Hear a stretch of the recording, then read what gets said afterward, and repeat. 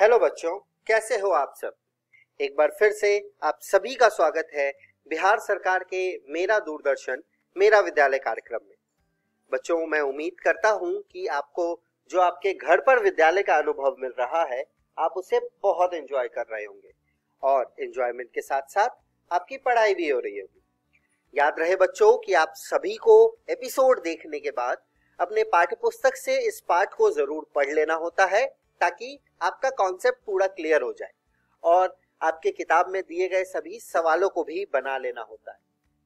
तो अपना कॉपी और कलम ले लीजिए बच्चों और हो जाइए तैयार। हम शुरू करते हैं आज का एपिसोड।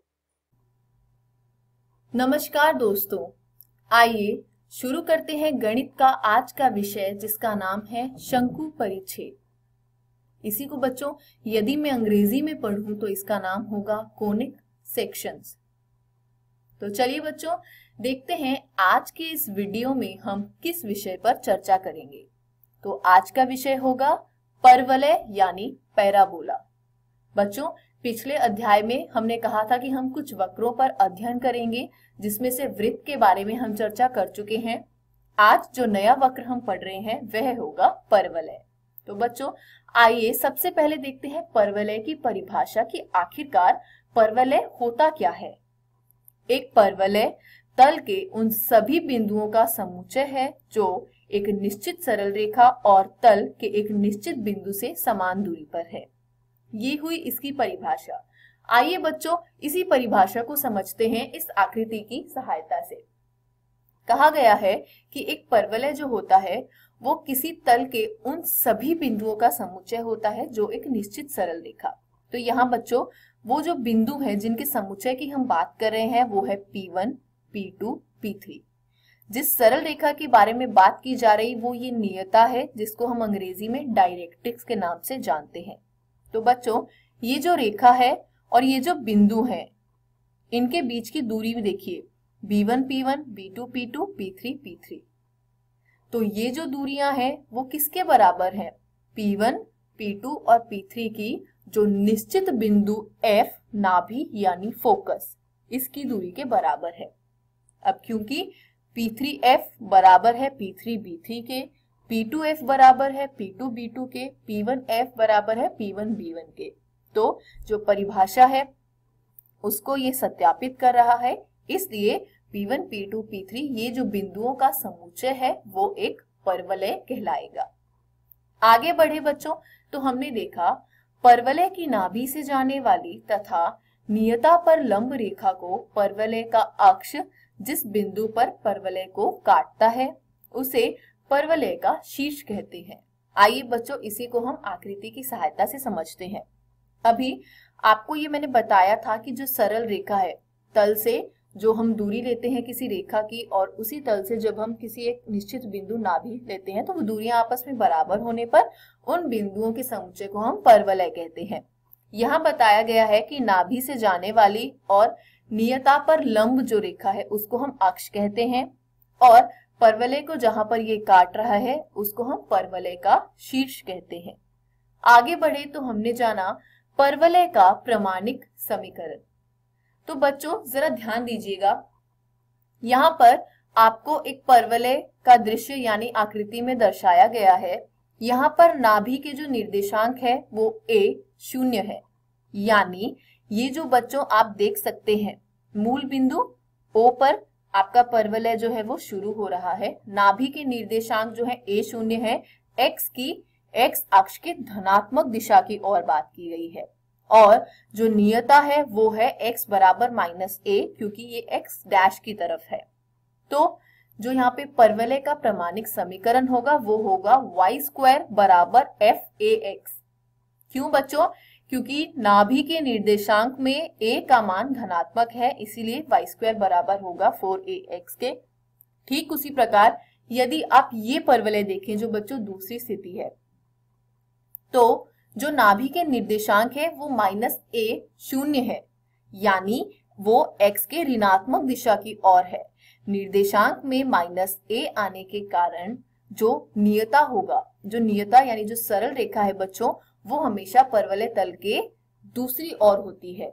यहाँ पर नियता x बराबर +a होगा। किंतु जो परवलय का प्रामाणिक समीकरण है उसका मान हो जाएगा y² बराबर -4ax। क्यों? क्योंकि f के निर्देशांक जो है वो ऋणात्मक है।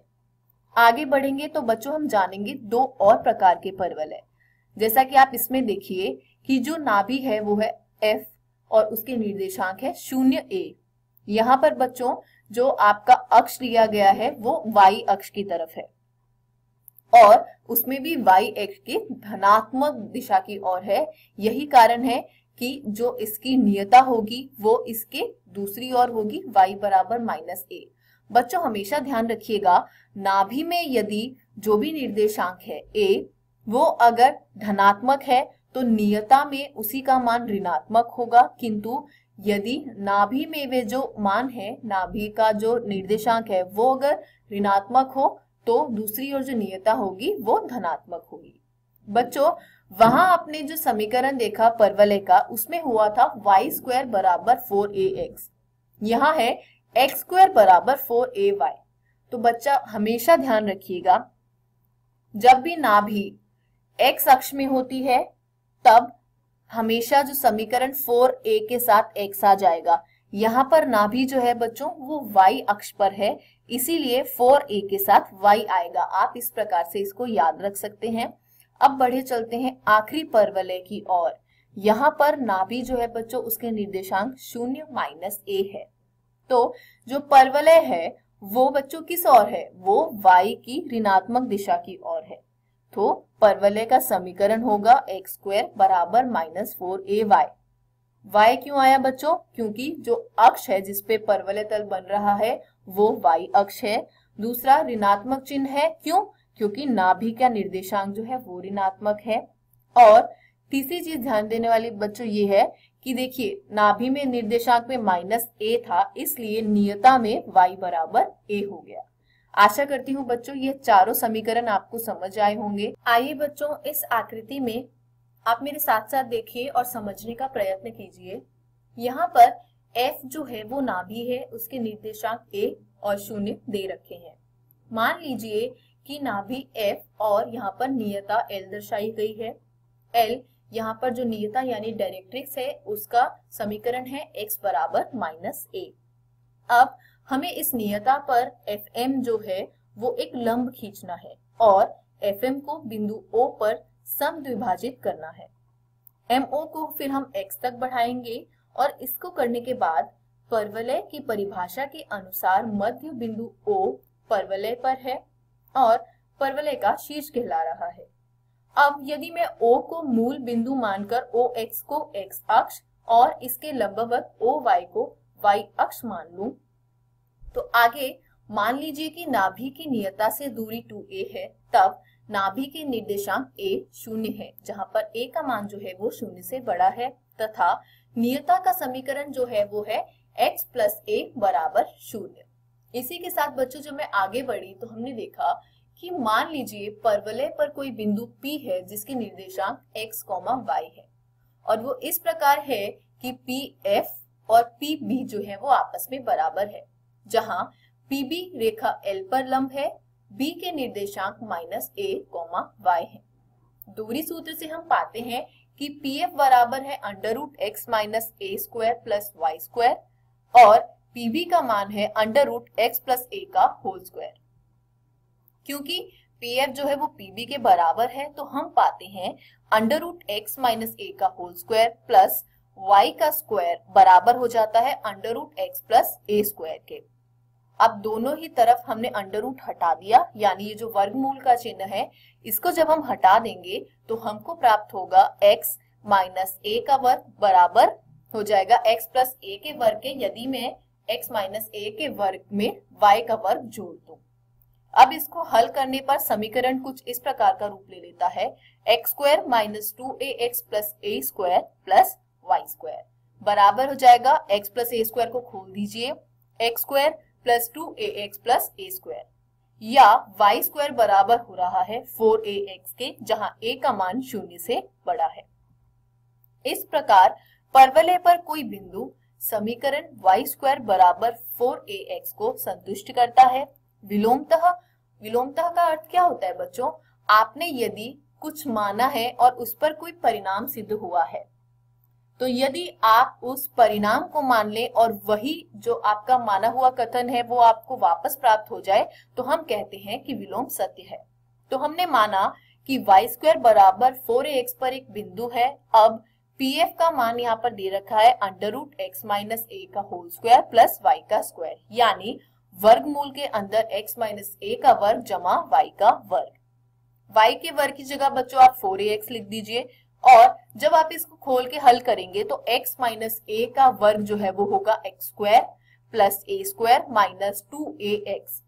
माइनस 2ax में जब प्लस 4ax हो जाएगा तो वो हो जाएगा प्लस 2ax, जिससे समीकरण बनेगा x² plus a² plus 2ax, जो हो जाएगा x प्लस a का होल स्क्वायर, जो हमारा pb था।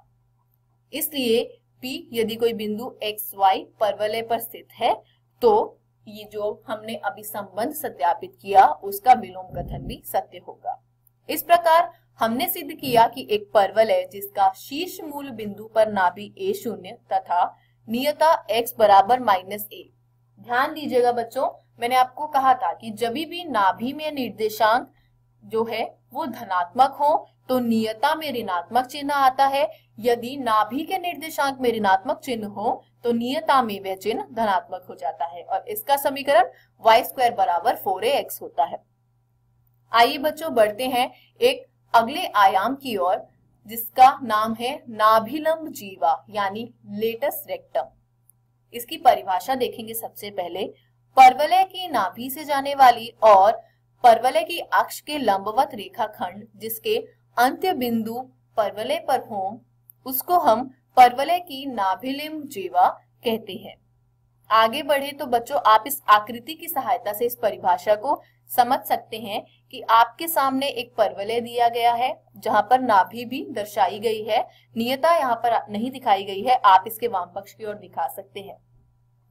तो नाभि के ये जो अक्ष दे रखा है उसके लंबवत जो हमारा परवलय का अक्ष है x अक्ष की धनात्मक दिशा, उसके लंबवत जब आप एक रेखाखंड खींचते हैं जिसके अंत्य बिंदु परवलय पर है तो ऐसी रेखा को हम क्या कहते हैं? नाभिलंब जीवा कहते हैं। आगे बढ़े तो हमने जाना परवलय y² बराबर 4ax की नाभिलंब जीवा की लंबाई कैसे ज्ञात करते हैं।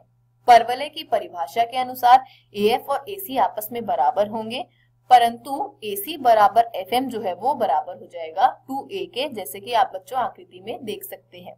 इससे पहले जब हमने एक चर्चा करी थी उसमें हमने कहा था कि यहाँ पर FM जो है वो बिंदु O पर समद्विभाजित उसको कर रहा है, इसलिए FM जो है वो बराबर हो जाएगा 2a के, तो AC बराबर हो जाएगा 2a के। अब क्योंकि AF जो है वो भी 2a के बराबर हो गया और परवलय जो है वो x अक्ष के परितः सममित है, अतः AF बराबर है FB और इसलिए AB बराबर नाभिलंब की जीवा की जो लंबाई है वो बराबर होती है 4a।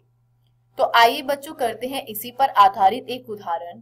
नाभि के निर्देशांक दे रखे हैं 2, 0 और नियता जो है वो तो x बराबर -2 होगी। ऐसे वाले परवलय का हमें समीकरण ज्ञात करना है। नाभि के निर्देशांक दे रखे हैं 2, 0।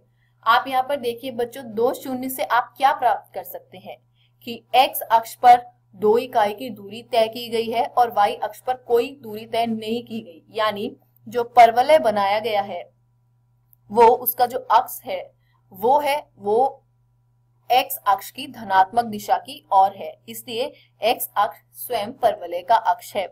अब ऐसे परवलय का जो क्या होता है मान समीकरण का, वो होता है y² बराबर 4ax या y² बराबर -4ax। दो स्थितियां हो सकती है। अब ध्यान दीजिए बच्चों, नियता में जो चिन्ह है वो -2 है, यानी नियता जो है वो x अक्ष के ऋणात्मक दिशा की ओर है, इसलिए वो जो दूसरा हमारा परवलय है, परवलय जो होगा बच्चों वो धनात्मक दिशा की ओर होगा। तो इसका जो समीकरण होगा वो y² बराबर 4ax होगा। यहाँ पर a का मान 2 होगा और परवलय का अभिष्ट समीकरण जो होगा वो होगा y² बराबर 4 × 2 × x, क्योंकि a का मान 2 मिल गया और ये हो जाएगा 8x, तो y² बराबर 8x। इसी के साथ बच्चों हमारा ये अध्याय यहाँ समाप्त हुआ। आशा करती हूँ आज आपको ये अध्याय भली भांति समझ आया होगा। आज हमने पढ़ा एक ही विषय परवलय के बारे में, उससे संबंधित देखे हमने कुछ आयाम। घर जाइए बच्चों, प्रश्नावली में दिए गए प्रश्नों का निरंतर अभ्यास कीजिए। किसी भी प्रकार के संदेह एवं सहायता के लिए हम हमेशा उपलब्ध हैं। धन्यवाद। नमस्कार दोस्तों, आज हम जीव विज्ञान का एक नया पाठ पढ़ेंगे जिसका नाम है पाचन एवं अवशोषण। अब हम इसका पहला भाग पढ़ेंगे। इस वीडियो में हम पढ़ेंगे परिचय और पाचन तंत्र के बारे में। परिचय। भोजन सभी सजीवों के मूलभूत आवश्यकताओं में से एक है। हमारे भोजन के मुख्य अवयव कार्बोहाइड्रेट, प्रोटीन एवं वसा है। अल्प मात्रा में विटामिन एवं खनिज लवणों की भी आवश्यकता होती है। भोजन से ऊर्जा एवं कई कच्चे कायिक पदार्थ प्राप्त होते हैं जो वृद्धि एवं ऊतकों के मरम्मत के काम आते हैं। जो जल हम ग्रहण करते हैं वह उपापचय प्रक्रियाओं में महत्वपूर्ण भूमिका निभाता है एवं शरीर की निर्जलीकरण को भी रोकता है। हमारा शरीर भोजन में उपलब्ध जैव रसायनों को उनके मूल रूप में उपयोग नहीं कर सकता। अतः पाचन तंत्र में छोटे अणुओं में विभाजित कर साधारण पदार्थों में परिवर्तित किया जाता है। जटिल पोषक पदार्थों को अवशोषण योग्य सरल रूप में परिवर्तित करने की इसी क्रिया को पाचन कहते हैं और हमारा पाचन तंत्र इसे यांत्रिक एवं रासायनिक विधियों द्वारा संपन्न करता है। मनुष्य का पाचन तंत्र आहार नाल एवं सहायक ग्रंथियों से मिलकर बना होता है। आहार नाल। आहार नाल अग्र भाग में मुख से प्रारंभ होकर पश्च भाग में स्थित गुदा द्वारा बाहर की ओर खुलती है। मुख गुहा में खुलता है। मुख गुहा में कई दांत और एक पेशीय जीवा होती है। प्रत्येक दांत जबड़े में बने एक सांचे में स्थित होता है। इस तरह की व्यवस्था को गर्तदंती यानी थीकोडोंट कहते हैं। मनुष्य सहित अधिकांश स्तनधारियों के जीवन काल में दो तरह के दांत आते हैं। अस्थायी दांत समूह अथवा दूध के दांत, जो वयस्कों में स्थायी दांतों से प्रतिस्थापित हो जाते हैं। इस तरह के दांत व्यवस्था को द्विबारदंती यानी डायफायोडोंट कहते हैं। वयस्क मनुष्य में 32 स्थायी दांत होते हैं जिनके 4 प्रकार हैं, जैसे कृतक जिसे हम आई लिखते हैं, रद्रक जिसे हम सी लिखते हैं, अग्र चर्णवक जिसे हम PM लिखते हैं, चर्वणक जिसे हम M लिखते हैं। ऊपरी एवं निचली जबड़े के प्रत्येक आधे भाग में दांतों की व्यवस्था I, C, PM और M क्रम में एक दंत सूत्र के अनुसार होती है, जो मनुष्य के लिए 2123/2123 है। इनेमल से बनी दांतों की चबाने वाली कठोर सतह भोजन को चबाने में मदद करती है। जीवा स्वतंत्र रूप से घूमने योग्य की एक पेशीय अंग है जो फ्रेनुलम द्वारा मुख गुहा के आधार से जुड़ी होती है। जीवा के ऊपरी सतह पर छोटे छोटे उभार के रूप में पिप्पल में खुलने एक पेशीय अमाशय ग्रसिका अवरोधिनी द्वारा नियंत्रित होता है। अमाशय को मुख्यतः 3 भागों में विभाजित किया जा सकता है। जठरागम जिसमें ग्रसिका खुलती है, पंडिस और जठर निर्गमी भाग अग्र चवणकर जिसका छोटी आंत में निकास होता है। छोटी आंत के 3 भाग होते हैं। यू आकार की ग्रहणी, कुंडलित मध्य भाग अग्र शूद्रांत्र और लंबी चरवर्णक हनुगर्तिकाएं कुंडलित शूद्रांत्र। अमाशय की ग्रहणी में निकास जठर निर्गम अवरोधिनी द्वारा नियंत्रित होता है। शूद्रांत्र बड़ी आंत में खुलती है जो अंधनाल, बृहदांत और मलाशय से बनी होती है। अंधनाल एक छोटा थैला है जिसमें कुछ सहजीवी सूक्ष्म जीव रहते हैं। अंधनाल से एक उंगली जैसा प्रवर्त परिशेषिका निकलती है जो एक अवशोषी अंग है। अंधनाल बड़ी आंत में खुलती है। बृहदांत्र 3 भागों में विभाजित होता है, आरोही, अनुप्रस्थ, अवरोही। अवरोही भाग मलाशय में खुलता है जो मल द्वार यानी एनस द्वारा बाहर खुलता है। आहार नाल की दीवार में ग्रसिका एक मलाशय तक 4 स्तर होते हैं, जैसे सिरोसा, मस्क्युलेरिस, सब म्यूकोसा और म्यूकोसा, और इसमें ल्यूमेन भी होता है। सिरोसा सबसे बाहरी परत है और एक पतली मेसोथेलियम और कुछ संयोजी ऊतकों से बनी होती है। मस्क्युलेरिस प्राय आंतरिक वर्तुल पेशियों एवं बाह्य अनुदैर्घ्य पेशियों की बनी होती है। कुछ भागों में ये एक तिर्यक पेशी स्तर होता है। सब म्यूकोसा स्तर रुधिर, लसिका व तंत्रिकाओं युक्त मुलायम संयोजी ऊतक से बनी होती है। ग्रहणी में कुछ ग्रंथियां भी लैक्टियल कहते हैं। म्यूकोसा की उपकला पर कलश कोशिकाएं होती है जो स्नेहन के लिए म्यूकस का स्राव करती है। म्यूकोसा अमाशय और आंत में स्थित अंकुरों के आधारों के बीच लीवरकुन प्रगुहिका यानी क्रिप्स ऑफ लीवरकुन भी कुछ ग्रंथियों का निर्माण करती है। सभी चारों परतें आहार नाल में विभिन्न भागों में रूपांतरण दर्शाती है। पाचन ग्रंथियां। आहार नाल से संबंधित पाचन ग्रंथियों में निम्नलिखित शामिल है: लार ग्रंथियां, यकृत और अग्नाशय। लार का निर्माण 3 जोड़ी ग्रंथियां होती है। ये गाल में कर्णपूर्व निचले जबड़े में अधोजब या अवचबुकीय एक भाग तथा जीवा के नीचे स्थित अधोजीवा। इन ग्रंथियों से लार मुख गुहा में पहुंचती है। यकृत यानी लिवर मनुष्य के शरीर की सबसे बड़ी ग्रंथि है, जिसका वयस्क में भार लगभग 1.2 से 1.5 किलोग्राम होता है। यह उदर में मध्य पट के ठीक नीचे स्थित होता है और इसकी 2 पालियां यानी लोब्स होती है। यकृत पालिकाएं यकृत की संरचनात्मक और कार्यात्मक इकाइयां हैं, जिनके अंदर यकृत कोशिकाएं रज्जु की तरह व्यवस्थित रहती है। प्रत्येक पालिका संयोजी ऊतक की एक पतली परत से ढकी होती है, जिसे ग्लीसन कैप्सूल कहते हैं। यकृत की कोशिकाओं से पित्त का स्राव होता है, जो यकृत नलिका से होते हुए एक पतली पेशीय थैली पित्ताशय में सांद्रित एवं जमा होती है। पित्ताशय की नलिका यकृतीय नलिका से मिलकर एक मूल पित्त वाहिनी बनाती है। पित्ताशय नलिका एवं अग्नाशय नलिका दोनों मिलकर यकृत अग्नाशय वाहिनी द्वारा ग्रहणी में खुलती है, जो ऑडी अवरोधिनी से नियंत्रित होती है।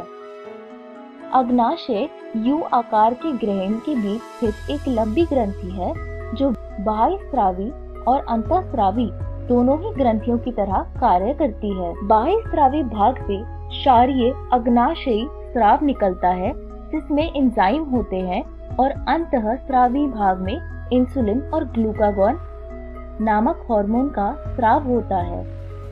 इस वीडियो में हमने सीखा परिचय और पाचन तंत्र। अगली वीडियो में हम पढ़ेंगे भोजन का पाचन। धन्यवाद। नमस्कार दोस्तों, आज हम अध्याय समाकलन के अनुप्रयोग का भाग 4 पढ़ने वाले हैं। हमने हमारे पिछली वीडियो में पढ़ा था 2 वक्रों के मध्यवर्ती क्षेत्र का क्षेत्रफल। आइए देखते हैं कि आज के इस वीडियो में हम क्या पढ़ेंगे। तो दोस्तों, आज के इस वीडियो में भी हम 2 वक्रों के मध्यवर्ती क्षेत्र का क्षेत्रफल ही पढ़ेंगे, क्योंकि इस शीर्षक के और भी कुछ महत्वपूर्ण प्रश्न हैं जिन्हें आपको जानना और समझना बहुत ही आवश्यक है। तो चलिए आगे बढ़ते हैं और शुरू करते हैं हम हमारा आज का भाग। हमारा उदाहरण है AOBA प्रथम चतुर्थांश में दीर्घवृत्त 9x² + y² = 36 का एक भाग है, जिसमें OA बराबर 2 इकाई तथा OB बराबर 6 इकाई है। लघुचाप AB एवं जीवा AB के मध्यवर्ती क्षेत्र का क्षेत्रफल ज्ञात कीजिए। तो आइए दोस्तों देखते हैं कि इस प्रकार के प्रश्न को हम किस तरह से हल करते हैं। तो दोस्तों इस तरह के प्रश्न को हल करने के लिए सबसे पहले हमें देखना होता है कि हमें हमारे प्रश्न में क्या इक्वेशन दी गई है। तो यहाँ पर हमें जो इक्वेशन दी गई है वो है 9x² + y² = 36। तो अगर आप यहाँ पर ध्यान दें तो आपको यहाँ से प्राप्त हो जाएगा कि हमारा जो ये दीर्घवृत्त है वो कुछ इस प्रकार का बन रहा है। 9x² / 36 + y² / 36 = 1, जिसे हम फर्दर सॉल्व करते हैं तो हमें यहाँ से मिल जाएगा x² / 4 + y² / 36 = 1। यहाँ से हमें मिल जाएगा x² / 2² + y² / 6² = 1 के रूप में। यानी कि इस दीर्घवृत्त में हमारा जो a है वो 2 इकाई है और जो b है वो 6 इकाई है।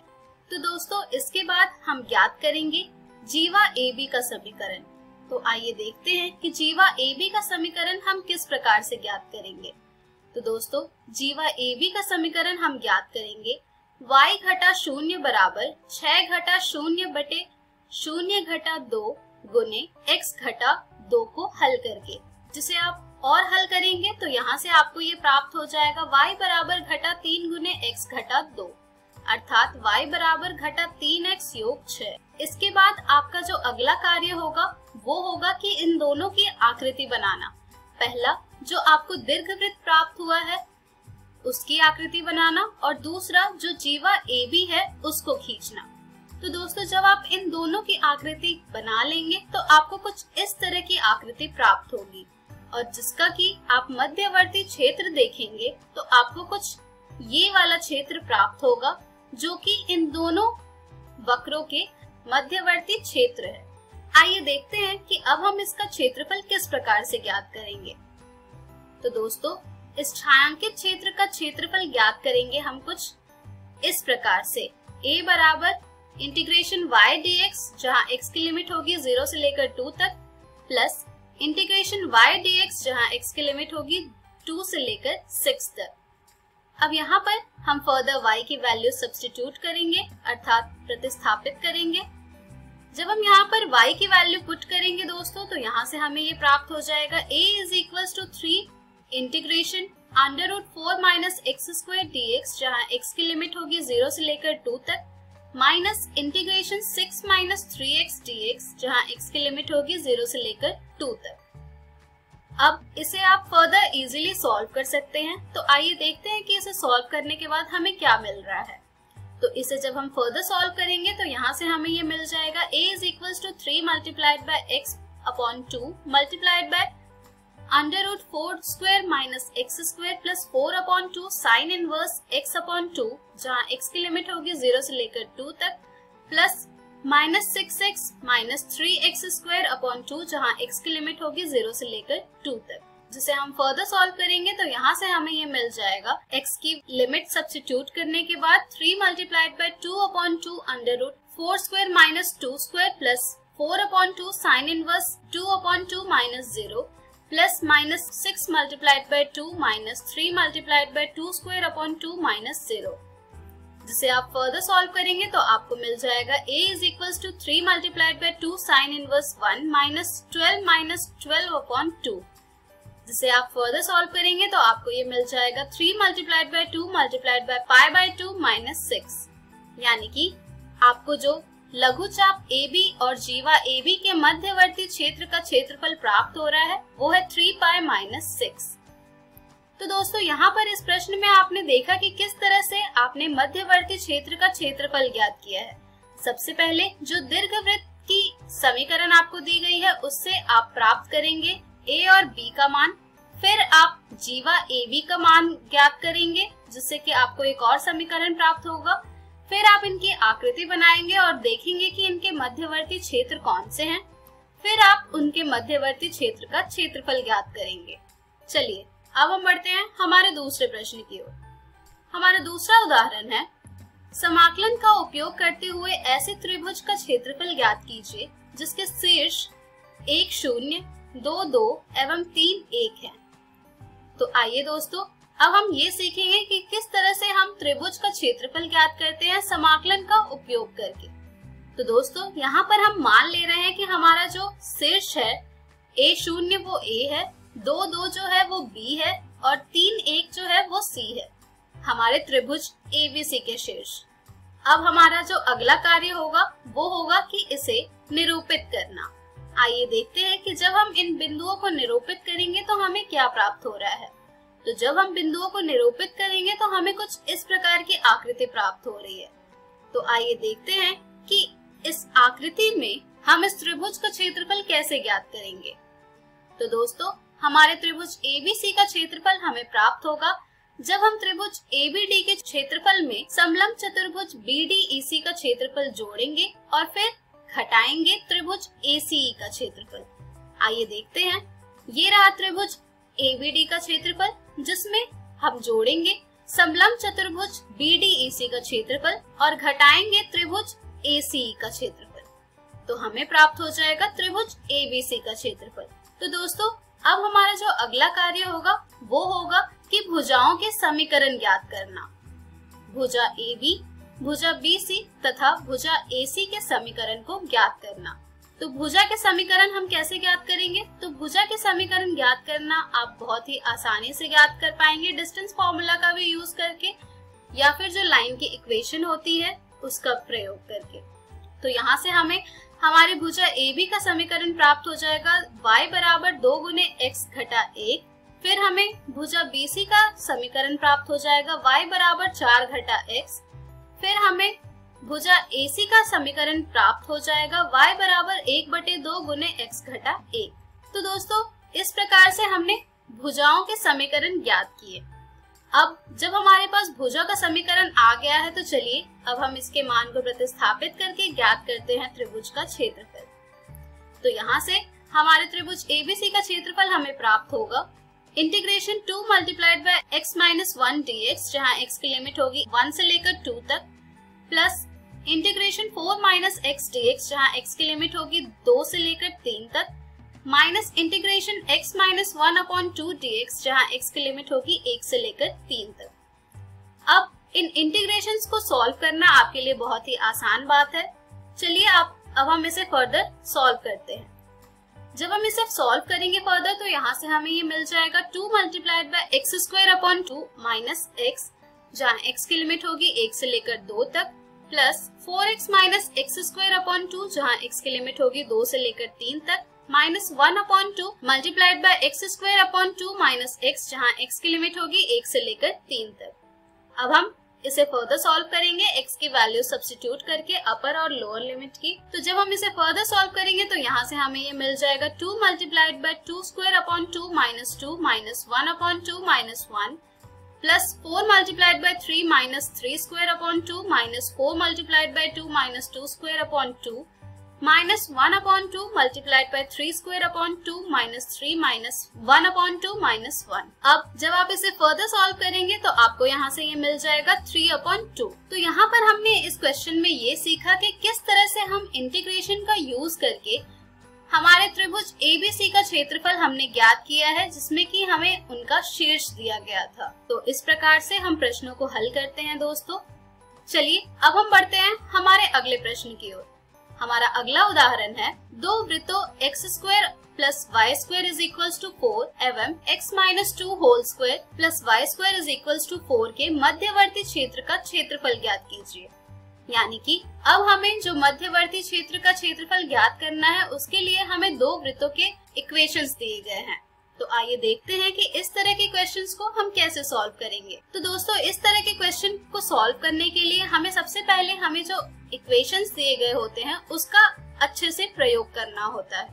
तो हमारे जो वृत्तों के समीकरण है वो है x² plus y² is equals to 4, जिसे हमने इक्वेशन 1 मान लिया है, और दूसरा इक्वेशन है हमारा x minus 2 whole square plus y² is equals to 4, जिसे हमने इक्वेशन 2 मान लिया है। अब आपको यहाँ से पहले समीकरण से मिल जाएगा कि हमारा जो वृत्त है उसका केंद्र मूल बिंदु O पर है और उसकी त्रिज्या 2 इकाई है, और समीकरण 2 से हमें मिल जाएगा कि हमारा जो वृत्त है उसका केंद्र C 2,0 है जिसकी त्रिज्या 2 इकाई है। तो अब जब हमारे पास हमारे वृत्त की केंद्र, मूल बिंदु तथा त्रिज्या का मान आ गया है, तो चलिए इसकी आकृति बनाते हैं।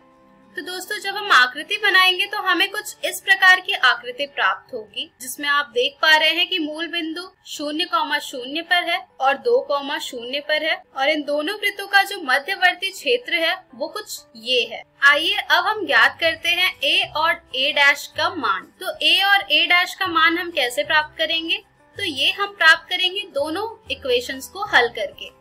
तो दोस्तों, जब हम दोनों इक्वेशंस को हल करेंगे तो यहाँ से हमें मिल जाएगा x - 2 whole square plus y square is equals to x square plus y square, जिसे हम फर्दर सॉल्व करेंगे तो यहाँ से हमें ये मिल जाएगा x square minus 4x plus 4 plus y square is equals to x square plus y square, जिसे हम और सॉल्व करेंगे तो यहाँ से हमें ये मिल जाएगा minus 4x plus 4 is equals to 0, जिसे हम और सॉल्व करेंगे तो यहाँ से हमें x का मान मिल रहा है 1। तो यहाँ से हम ये कह सकते हैं कि जब हमारा x 1 आया है तो y की वैल्यू आ जाएगी हमारी प्लस माइनस √3। तो यहाँ से हमारे पॉइंट a और a' की वैल्यू जो हमें मिली है वो है 1, √3 और 1, माइनस √3।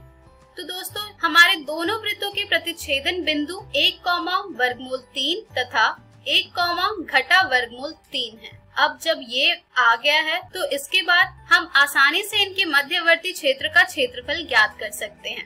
आइए देखते हैं कि वो हम किस प्रकार से ज्ञात करेंगे। तो दोस्तों, उसको ज्ञात करने के लिए हमने मध्यवर्ती क्षेत्र है उसे दो भाग में बांटा है, a और a' को ज्वाइन करके, जिससे कि हमें ये प्रतिच्छेद करते हुए प्राप्त हो रहे हैं d पर। तो इसके बाद हमारे वृत्तों के मध्यवर्ती क्षेत्र OACA' का अभिष्ट क्षेत्रफल प्राप्त हो रहा है हमें 2 गुने क्षेत्र ODCAO का क्षेत्रफल। तो दोस्तों, ODCAO का क्षेत्रफल क्या है? तो वो हो जाएगा इंटीग्रेशन y dx, जहाँ x की लिमिट होगी 0 से लेकर 1 तक, प्लस इंटीग्रेशन y dx, जहाँ x की लिमिट होगी 1 से लेकर 2 तक। अब जब हम मध्यवर्ती क्षेत्र का क्षेत्रफल ज्ञात करेंगे तो उसे हम 2 से गुना कर देंगे। 2 से गुना करने के बाद अब हम यहाँ पर y के मान को प्रतिस्थापित करेंगे। जब हम यहाँ पर y के मान को प्रतिस्थापित करेंगे तो हमें यहाँ से प्राप्त हो जाएगा a is equals to 2 multiplied by integration √4 minus x minus 2 whole square dx, जहाँ x की लिमिट होगी 0 से लेकर 1 तक, plus integration √4 minus x square dx, जहाँ x की लिमिट होगी 1 से लेकर 2 तक। अब आप इसे फर्दर सॉल्व करेंगे तो यहाँ से आपको मिल जाएगा 2 multiplied by 1/2 multiplied by x minus 2 multiplied by √4 minus x minus 2 whole square plus 1/2 multiplied by 4 sine inverse x minus 2/2, जहाँ x की लिमिट होगी 0 से लेकर 1 तक, plus 1/2 multiplied by x multiplied by √4 minus x square plus 1/2 multiplied by 4 sine inverse x/2, जहाँ x की limit होगी 1 से लेकर 2 तक। अब हम इसे फर्दर सॉल्व करेंगे x की लिमिट सब्स्टिट्यूट करके। जब हम इसे फर्दर सॉल्व करेंगे दोस्तों तो यहाँ से हमें ये मिल जाएगा x minus 2 multiplied by 4 minus x minus 2 का whole square plus 4 sine inverse x minus 2/2, जहाँ x की लिमिट होगी 0 से लेकर 1 तक, plus x multiplied by √4 minus x square plus 4 sine inverse x/2, जहाँ x की लिमिट होगी 1 से लेकर 2 तक।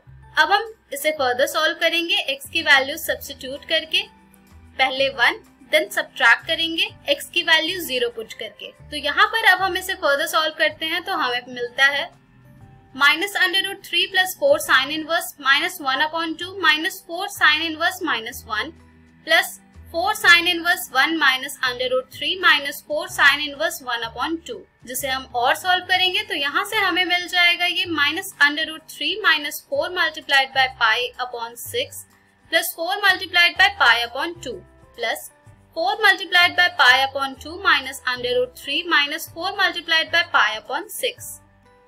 अब हम इसे फर्दर सॉल्व करेंगे तो यहाँ से हमें ये मिल जाएगा minus √3 minus 2π/3 plus 2π plus 2π minus √3 minus 2π/3। अब हम इसे फर्दर सॉल्व करते हैं तो हमें यहाँ से मिल जाता है 8π/3 माइनस 2√3। तो दोस्तों, आपने देखा कि किस तरह से हम दो वृत्तों के मध्यवर्ती क्षेत्र का क्षेत्रफल ज्ञात करते हैं। आशा है कि आपको ये तीनों प्रश्न अच्छी तरह से समझ आ गए होंगे।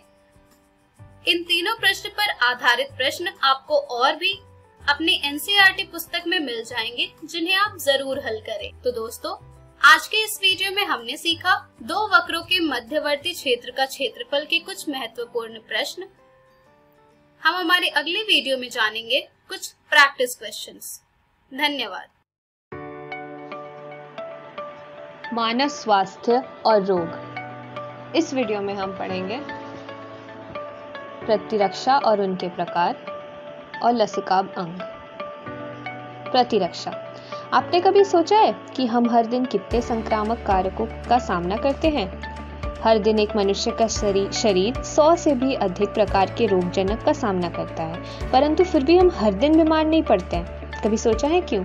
इसका जवाब है मनुष्य का प्रतिरक्षा तंत्र। पर प्रतिरक्षा परपोषी के रोग कारक जीवों से लड़ने की क्षमता है जो उसे प्रतिरक्षा तंत्र के कारण मिली है। उसे प्रतिरक्षा या इम्यूनिटी कहते हैं। प्रतिरक्षा दो प्रकार के होते हैं। सबसे पहले आता है सहज प्रतिरक्षा या इनेट इम्यूनिटी। यह प्रतिरक्षा का सबसे पहला कदम है। यह एक प्रकार का अविशिष्ट रक्षा है जो जन्म से मनुष्य में होता है। सहज प्रतिरक्षा हमारे शरीर में रामकारकों के प्रवेश के सामने विभिन्न प्रकार के रोध खड़ा करने से हासिल होता है। यह किसी भी रोगजनक में फर्क नहीं करता। सहज प्रतिरक्षा में 4 प्रकार के रोध होते हैं। सबसे पहले आता है शारीरिक रोध या फिजिकल बैरियर। त्वचा प्रथम रोध है जो सूक्ष्म जीवों के प्रवेश को रोकता है। श्वसन गैस्ट्रोइंटेस्टिनल लाइनिंग के एपिथेलियम का श्लेष्म आलेप शरीर में घुसने वाले रोगाणुओं को रोकता है।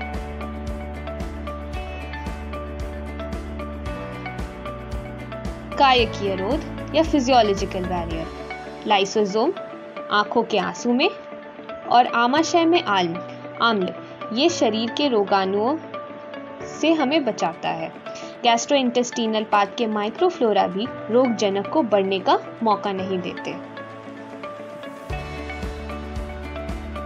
कोशिकीय रोध या सेल्यूलर बैरियर। रक्त में कई प्रकार के श्वेताणु या WBC होते हैं जो कोशिकीय रोग में प्रमुख होते हैं। सहज प्रतिरक्षा में मदद करने वाले श्वेताणुओं को फैगोसाइट्स कहते हैं। सबसे पहले है न्यूट्रोफिल्स जो चोट लगने पर उस स्थान पर पहुंचते हैं रक्त द्वारा और फिर यह धमनियों से निकलकर, जिसे हम डायपेटिसिस कहते हैं, वह रोगाणुओं तक पहुंचते हैं। रोगाणुओं तक पहुंचकर उसका भक्षण कर खुद मर जाते हैं, जिससे पस का उत्पादन होता है। दूसरा है बृहद भक्षकाणु जो किसी भी प्रकार के रोगाणुओं का भक्षण कर सकता है। रक्त में इनकी मात्रा न्यूट्रोफिल्स की मात्रा से काफी कम होती है। इसकी मृत्यु करीब 100 रोगाणुओं का खात्मा करके होता है। बृहद भक्षकाणु कैंसर कोशिकाओं को भी मारने की कोशिश करता है। तीसरा है प्राकृतिक मारक सेल्स जो रोगाणुओं को स्कैन करते हैं और जिस रोगाणु में उनमें खतरा मिलता है वह उनके खिलाफ एंटीबॉडी बनाकर उन्हें खत्म कर देते हैं।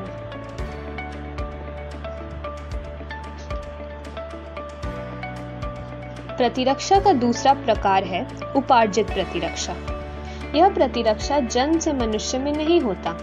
एक मनुष्य अपने जीवन काल में यह प्रतिरक्षा उपार्जित करता है। जो रोग मनुष्य में एक बार हो चुका है, उपार्जित प्रतिरक्षा इसकी स्मृति रखकर मनुष्य को दूसरी बार इसी रोग से प्रतिरोध करने में मदद करता है। यह रोगजनक विशिष्ट है। यह प्रतिरक्षा हमारे रक्त में मौजूद 2 प्रकार के लसिकाणु से होता है। पहला टी लसिकाणु जो रोगजनक के प्रभाव पड़ने के बाद काम करते हैं, इसीलिए उसे कोशिकीय माध्य प्रतिरक्षा कहते हैं। दूसरा है बी लसिकाणु जो रोगजनक के प्रभाव पड़ने से पहले काम करते हैं, इसे तरल प्रतिरक्षा अनुक्रिया कहते हैं। अब टी लसिकाणु के कुछ खास प्रकार होते हैं, जैसे कि सहायक टी सेल्स 2 प्रकार के लसिकाणु बनाते हैं। इफेक्टर टी सेल्स जो दूसरे लसिकाणु को रोगजनक की जानकारी देता है, जो शरीर के प्रति बेहतर प्रतिरोध करने में मदद करता है। दूसरा है मेमोरी टी सेल्स जो रोगजनक के एंटीजन को याद रख उपार्जित प्रतिरक्षा में मदद करता है। कभी कभी कुछ लसिकाणु रोगजनकों से लड़ते हुए नष्ट हो जाते हैं। तब आते हैं साइटोटॉक्सिक टी सेल्स जो इन्हें मार देते हैं और खत्म कर देते हैं। अब बी लसिकानु कैसे लड़ते हैं? यह हमारे रक्त में प्रोटीनों की सेना उत्पन्न करते हैं ताकि वे रोगजनक से लड़ सके। इन प्रतिरक्षी प्रोटीन को एंटीबॉडीज कहते हैं या प्रतिरक्षा अणु भी कहा जा सकता है। एंटीबॉडी दूसरे मैक्रोफेज या बृहदभक्षकाणु को मारने का संकेत देते हैं। मेमरी बी लसिकाणु और टी लसिकाणु रोगजनक के एंटीजन को याद रखकर उपार्जित प्रतिरक्षा उत्पन्न करता है। सहज प्रतिरक्षा हमारे शरीर में तुरंत काम करता है, परंतु जब रोगजनक शरीर को ज्यादा हानि पहुंचा देता है तब उपार्जित प्रतिरक्षा प्रतिरोध में मदद करता है। उपार्जित प्रतिरक्षा में कई दिन लग जाते हैं।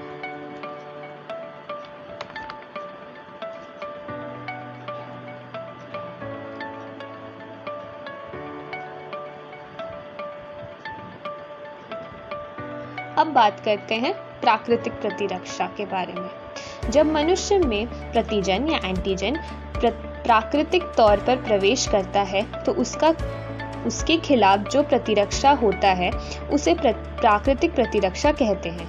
प्राकृतिक प्रतिरक्षा दो प्रकार के होते हैं, सक्रिय प्रतिरक्षा और निष्क्रिय प्रतिरक्षा।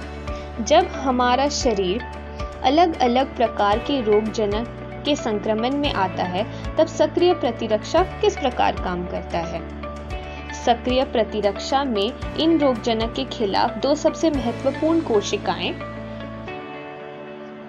टी लसिकाणु और बी लसिकाणु प्रतिजन के खिलाफ एंटीबॉडी बनाकर रोगजनक को नष्ट कर देते हैं। अब निष्क्रिय प्रतिरक्षा कैसे होती है? निष्क्रिय प्रतिरक्षा में शरीर के लसिकाणुओं को एंटीबॉडी बनाने की जरूरत नहीं होती। प्रतिजन के खिलाफ शरीर में पहले से ही एंटीबॉडी होती है। नवजात शिशु में निष्क्रिय प्रतिरक्षा अहम होता है। एंटीबॉडीज माता के दुग्ध श्रवण में पीयूष या कोलेस्ट्रॉम से आता है। अब कृत्रिम प्रतिरक्षा। जब मनुष्य में प्रतिजन का किसी माध्यम से प्रवेश करवाया जाए तो उसके खिलाफ जो प्रतिक्रिया होती है उसे कृत्रिम प्रतिरक्षा कहा जाता है। इसका उदाहरण है टीकाकरण या वैक्सीनेशन। प्रतिजन के प्रवेश पर रक्त में मौजूद लिम्फोसाइट्स या बी लसिकाणु उनके विरुद्ध एंटीबॉडी बनाते हैं जिससे कि एंटीबॉडी एंटीजन प्रतिक्रिया होती है।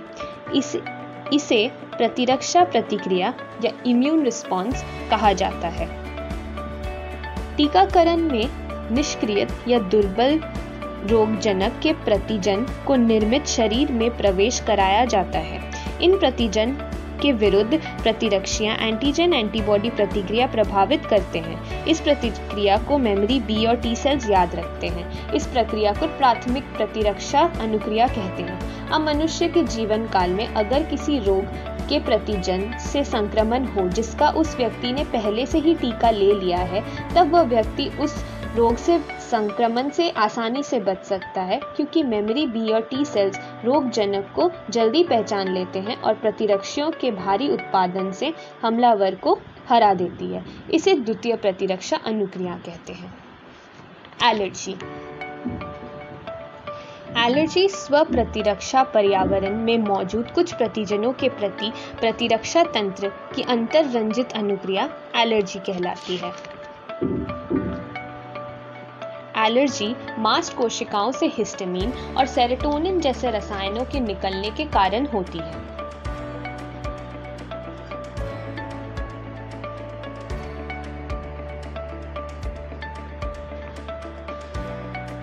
किसी भी जीवाणु के संक्रमण में आने से हमारा प्रतिरक्षा तंत्र बी लसिकाणु को संदेश देता है जो IgE प्रतिरक्षा अणु एंटीबॉडी को खून में छोड़ देता है जो इस रोगाणु के प्रति हानिकारक होता है। IgE एंटीबॉडी फिर रक्त के द्वारा मास्ट सेल्स को जाके सक्रिय करते हैं। मास्ट सेल्स इसके प्रति हिस्टामिन का उत्पादन करते हैं। हिस्टामिन की मात्रा बढ़ने पर शरीर की धमनियों में रिसाव आने लगता है जिससे न्यूट्रोफिल्स धमनियों से निकलकर रोगाणु से लड़ते हैं। परंतु कभी-कभी मनुष्य का शरीर अहानिकारक चीजों को रोगजनक समझ लेता है और यह पूरी प्रतिक्रिया सिर्फ सामान्य वस्तु के खिलाफ होती है। इसे एलर्जी कहते हैं। ऐसे पदार्थ जिनके प्रति ऐसे प्रतिरक्षित अनुक्रिया होती है उन्हें एलर्जन कहलाते हैं। एलर्जी के लक्षण में आते हैं छींकना, पनीली आंखें, बहती नाक, सूजन, खुजली, डायरिया या सांस लेने में कठिनाई। परंतु कभी कभी एलर्जी जानलेवा हो जाती है। इसे हम एनाफिलैक्सिस कहते हैं। एनाफिलैक्टिक शॉक के दौरान श्वसन पथ में सूजन हो जाती है, जिसके कारण सांस लेने में बाधा होती है। साथ में रक्तचाप में गिरावट होने लगती है, इसलिए यह जानलेवा हो सकती है। प्रतिहिस्टामिन एलर्जी को रोकने में मदद करती है। स्टेरॉइड भी एलर्जी को रोक सकता है। एनाफिलैक्सिस में एड्रेनलिन या एपिनेफ्रिन शॉट देना आवश्यक है, क्योंकि इससे रक्तचाप बढ़ता है और सांस लेने में सुविधा होती है। स्वप्रतिरक्षा। स्मृति उपार्जित प्रतिरक्षा अपनी कोशिकाओं और विजातीय जीवों के बीच फर्क कर सकता है। आनुवांशिक और अज्ञात कारणों से शरीर अपनी कोशिकाओं पर हमला कर देती है। इसके फलस्वरूप शरीर को क्षति पहुंचती है और इसे स्वप्रतिरक्षा रोग कहते हैं। इसके कुछ उदाहरण हैं मल्टीपल स्क्लेरोसिस या MS, रूमेटॉइड आर्थराइटिस, लूपस और वेगनर्स ग्रैन्युलोमाटोसिस। लसिकाभ अंग। जिन अंगों में लसिकानों की उत्पत्ति और परिपक्वन या मैच्योरेशन और प्रचुरोद्भवन या प्रोलिफरेशन होता है, उन्हें हम लसिकाभ अंग कहते हैं। यह 2 प्रकार के होते हैं। सबसे पहले प्राथमिक लसिकाभ अंग। यहाँ अपरिपक्व या इमैच्योर लसिकानु प्रतिजन संवेदनशील में विभाजित होते हैं। आसान शब्दों में यहाँ लसिकानुओं का परिपक्वन होता है। इनके उदाहरण है अस्थिमज्जा और थाइमस।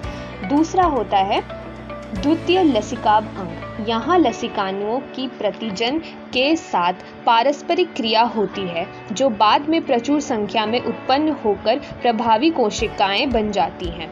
इनके उदाहरण है कुछ इस प्रकार: प्लीहा, लसिका ग्रंथियां, टॉन्सिल, क्षुदांत्र के पेयर पैच और परिशेषिका। अस्थिमज्जा मुख्य लसिकाभ अंग है, जहां लसिकानु समेत सभी रुधिर कोशिकाएं उत्पन्न होती है। यह श्वेताणु के मैच्योरेशन के लिए सूक्ष्म पर्यावरण मुहैया करता है। थाइमस जन्म के समय अस्थिमज्जा से भी ज्यादा मुख्य होता है। यह जहां तिलक्षाणु का परिपक्वन होता है, लेकिन बढ़ती उम्र के साथ थाइमस का आकार घटता रहता है और यौन अवस्था में थाइमस की जगह अस्थिमज्जा मुख्य लसिकाभ अंग बन जाता है। प्लीहा में सूक्ष्म जीवों को फंसाकर फिल्टर के रूप में काम करता है। इसमें मुख्य रूप से लसिकानु और भक्षकाणु होते हैं। लसिका ग्रंथियां छोटे ठोस संरचनाएं होती है, जो लसिका तंत्र पर भिन्न भिन्न स्थलों पर स्थित हैं, जो सूक्ष्म जीव या दूसरे प्रतिजन लसिका और ऊतक तरल में आ जाते हैं। लसिका ग्रंथियां उन्हें फांस लेती है। लसिका ग्रंथियों में फंसे प्रतिजन वहां मौजूद लसिकानुओं के संक्रियण और प्रतिरक्षा के लिए उत्तरदायी है। तो फिर हम लोगों ने इस वीडियो में क्या क्या सीखा? सबसे पहले शरीर अपनी प्रतिरक्षा कैसे करता है, और दूसरा शरीर का प्रतिरक्षा तंत्र और विभिन्न लसिका अंग के बारे में हमने पढ़ा। अगली वीडियो में हम पढ़ेंगे एड्स और कैंसर के बारे में। अब के लिए धन्यवाद।